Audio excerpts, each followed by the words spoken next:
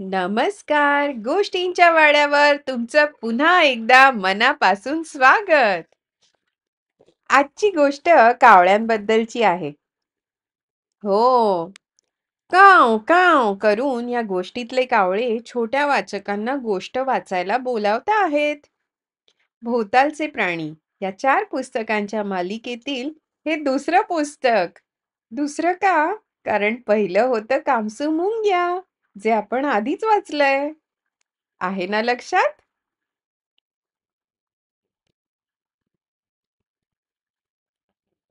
कलकल कावळा ही गोष्ट लिहिली आहे कंचन बॅनर्जी यांनी.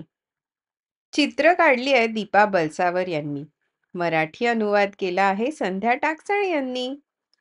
गोष्ट प्रकाशित केली आहे प्रथम बुक्स आणि स्टोरी विवर कम्युनिटी यांनी. Release under CC by 4.0 licence. ह्या गोष्टीची वाचन पातळी आहे 1, म्हणजे अगदी सोपं आहे वाचायला. प्रयत्न करूया. मी आंब्याच्या झाडावर राहतो. कोण सांगतंय? कावळे दादा. उन्हाळ्यात पिकलेले आंबे खूप खातो. तुम्हाला आवडतात का पिकलेले आंबे खायला? हम्म. तुमचा जोडीदार आलाय बघा. तुम्हाला आंबे देईल तो. माझी पिल्लं जेव्हा घरट्यात असतात, तेव्हा मला राखण करावी लागते. बघा हं, माझ्या घरट्यात मी काय काय छान छान वस्तू गोळा केल्या आहेत. विमानासारखं आकाशात उंच उडायला मला फार आवडतं. काय मज्जा असेल ना उंच उडायची. खायला काही मस्त सापडतंय का हे बघत मी झाडावर बसून राहतो, आळशासारखा.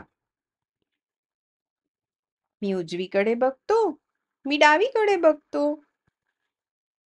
मला मासा खूप आवडतो. तो दिसला की तो पकडायला मी खाली झेप घेतो. खाणे वाटून खायला मज्जा येते. तुम्हाला पण आवडतं का तुमच्या मित्रांसोबत वाटून खायला? कावळ्यांना पण आवडतं तसंच. त्यासाठी काव काव काव करून मी मित्रांना बोलावतो. आता त्याच्याकडे काही आपल्यासारखं बोलायची शैली नाहीये, म्हणून त्याला काव कावच करायला लागते. काही जण माझ्यावर ओरडतात, कलकल करू नकोस, पळ जा. पण कोल्होबांना माझं गाणं आवडतं. त्यांनीच सांगितलंय मला तसं. चला, काही नवे शब्द शिकूया. प्रत्येक प्राणी किंवा पक्षी जो आवाज काढतो त्याला एक वेगळं नाव असतं. तुम्हाला यातले काही माहिती आहेत का?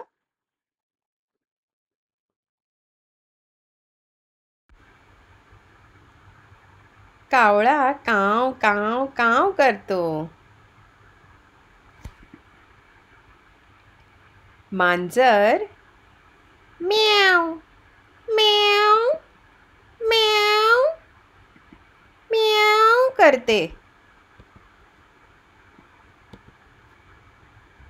सिंह गर्जना करतो. कुत्रा भुंकतो. कावळे ओरडून बरीच कलकल करतात. त्यामुळे खूप जास्त आणि मोठ्यानं बोलणाऱ्या माणसांना कावळ्यासारखं कलकल करणारे असं आपण म्हणतो.